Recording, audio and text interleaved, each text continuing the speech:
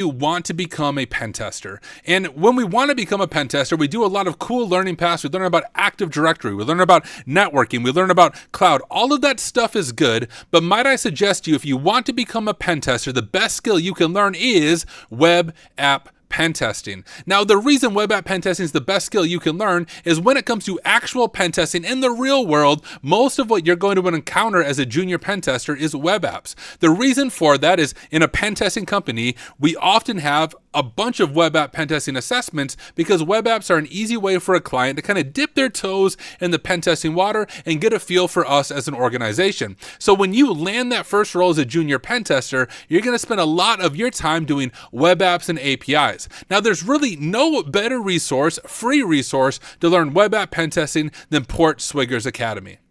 So if you've never been to Portswigger Academy, one thing I want to point out to you, you may know about their topics, but they recently released something called Web Security Learning Paths. I'm trying to zoom in, but my screen is just moving. But Web Security Learning Paths, and these are kind of like the Try Hack Me or Hack the Box Academy, but on Portswigger. So I've done a few of these on my YouTube channel. I did all the server-side vulnerabilities learning path when it first came out. I believe it must have came out November 18th because I did it the same day it came out. But we have that. We have SQL injection, API testing. This is the one that I'm going to do on stream today, web LLM attacks, which means, hacking AI, hacking ChatGPT. We got cross-site request forgery, file upload vulnerabilities, clickjacking, GraphQL, cross-origin resource sharing, and more and more. Now, if I'm saying those and they sound like a foreign language to you, you need to listen in. To land that junior pen testing job, 9 times out of 10, they're going to ask you about the OWASP top 10. They're going to ask you, hey, what is this vulnerability? How do you test for it? And how would you patch it? And the cool thing about Portswigger, which you'll see